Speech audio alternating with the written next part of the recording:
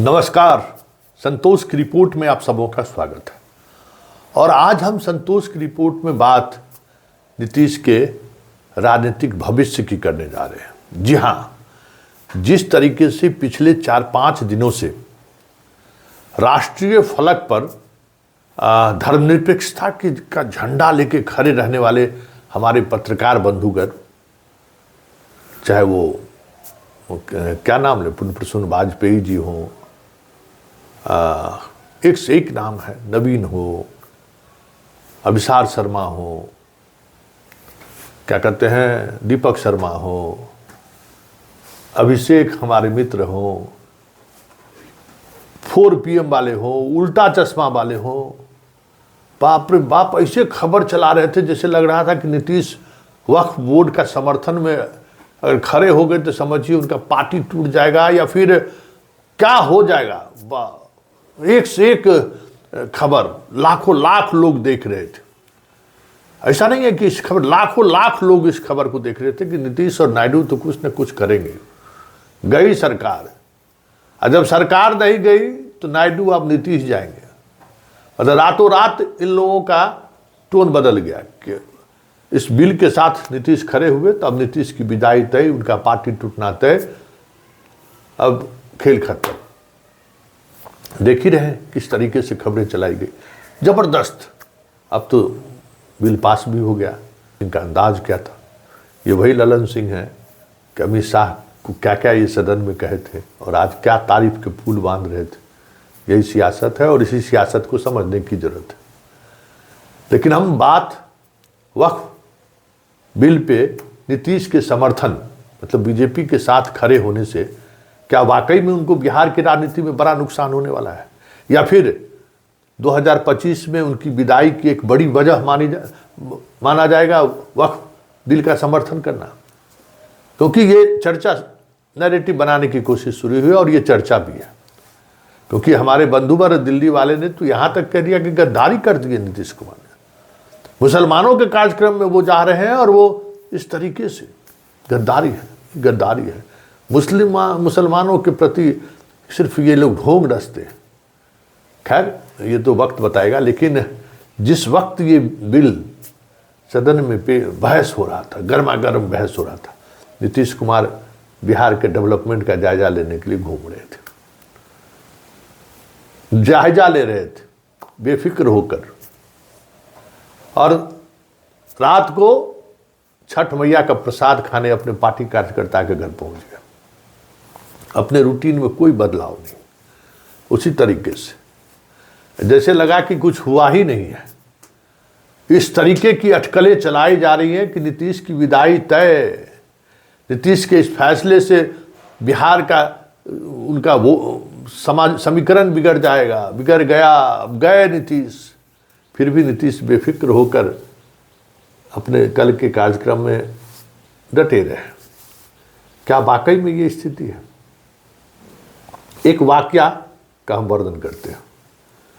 2020 के विधानसभा चुनाव में दरभंगा विधानसभा क्षेत्र में चुनाव का चल रहा था। उस वक्त मैं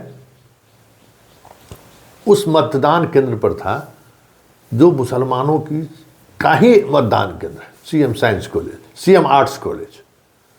टोटल के टोटल वोट मुसलमान का। लेकिन मुसलमानों के वोट में वो उत्साह मुझे देखने को नहीं मिला।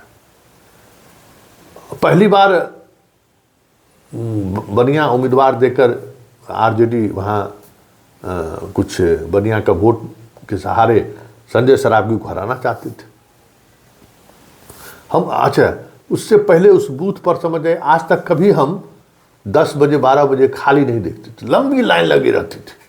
क्योंकि वही बूथ है जिस बूथ के सहारे हिंदुओं को जागृत किया जाता था कि देखो मुसलमान सब लाइन में लग गया, अब नहीं निकले घर से तो हार जाओगे। और हम मीडिया वाले संजय सरावगी से यही मोहब्बत रहता था कि सुबह सुबह थोड़ा जरा वहाँ ओबी वैन लगा दीजिए, लाइव दिखाइए कि देखिए मुसलमान सब किस तरीके से बढ़ चढ़ कर वोट कर रहा है, तब हिंदू घर से निकलेगा। उस बूथ पर 12-1 बज रहे होंगे और मुश्किल से 15% पोल हुआ होगा। मैं हैरान था कि भाई इतना कम पोल क्यों हुआ। इसी बीच एक दंपत्ति वोट गिराने के लिए आए। वोट गिरा कर निकले तो पूछे भाई आप लोग, तो वाइफ हस्बैंड दोनों शिक्षक, और रिजर्व में रह गया, उनका चुनाव ड्यूटी में रिजर्व में रह गए, तो इसलिए वोट गिराने चले गए। तो उनकी पत्नी से मैंने पूछा कि वोट का क्या आप मानना है, तो मुस्कुराते हुए बोले कि देखिए हम लोग तो डेवलपमेंट पर वोट दिए हैं। तो डेवलपमेंट मतलब आप समझ दीजिए मतलब। फिर थोड़ा उनके हस्बैंड से मैंने पूछा कि डेवलपमेंट मतलब नीतीश कुमार, इसमें समझना क्या है? हम छाप थोड़ी देख रहे हैं कि यहाँ कमल का फूल है कि तीर है। अरे बीजेपी नीतीश के साथ है इसलिए हम लोग वोट कर रहे हैं। मैं हैरान रह गया। उसी समय संजय सरावगी को फोन किए, संजय जी आप तक जितना वोट से नहीं जीते हैं उससे ज़्यादा वोट से इस बार आप चुनाव जीत रहे हैं। तो कैसे संजय? हम कि आप जीत रहे हैं ना। वहाँ का आज तक का रिपोर्टर प्रहलाद वो भी मेरे साथ था। हम कि देखो इस बार रिकॉर्ड तौर वोट से जीतेगा।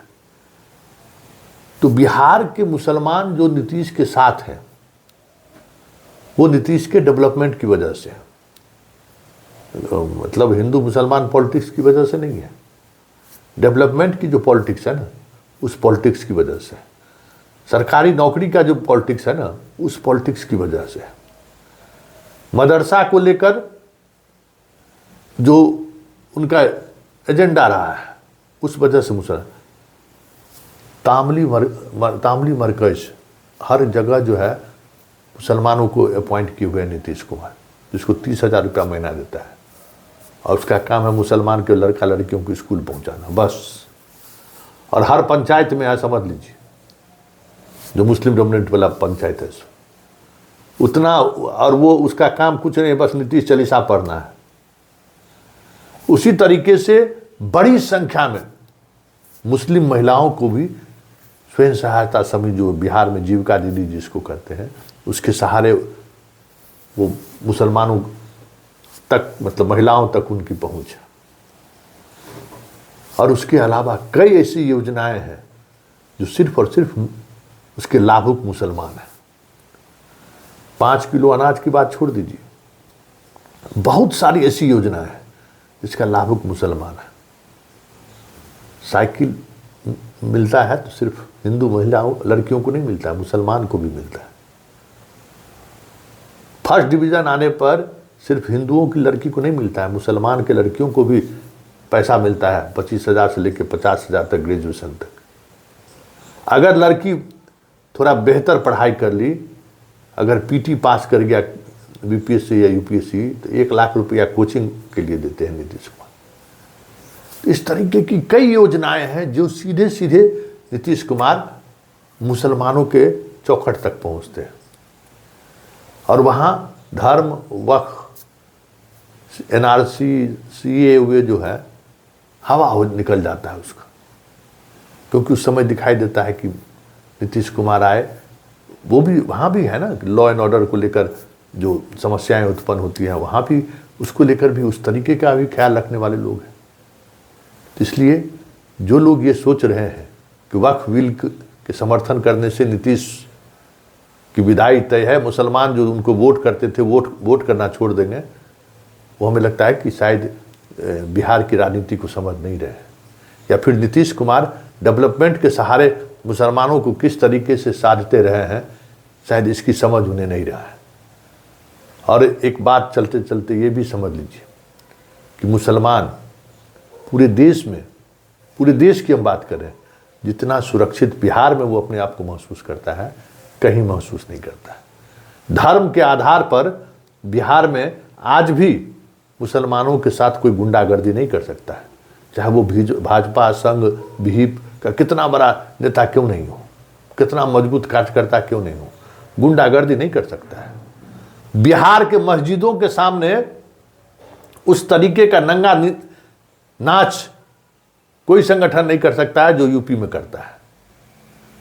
बिहार का कितना बड़ा विधायक, मंत्री ही क्यों ना हो, अगर मुसलमानों को लेकर अपमानजनक टिप्पणी करेंगे तो उन पर मुकदमा दर्ज होगा। नीतीश कुमार ने कई बार ये चीजें साबित कर चुका है। तो सुरक्षा के मामले में भी और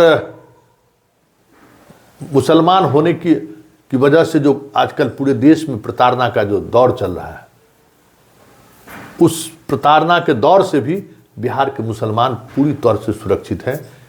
ये हर मुसलमान से आप समझ सकते हैं। इसलिए वक्फ बोर्ड बिल के समर्थन कर देने से नीतीश कुमार से मुसलमान भिदक जाएंगे, नीतीश कुमार को मुसलमान वोट नहीं देंगे। ये ओपिनियन या ये सोच दिल्ली वाले पत्रकारों का ही हो सकता है।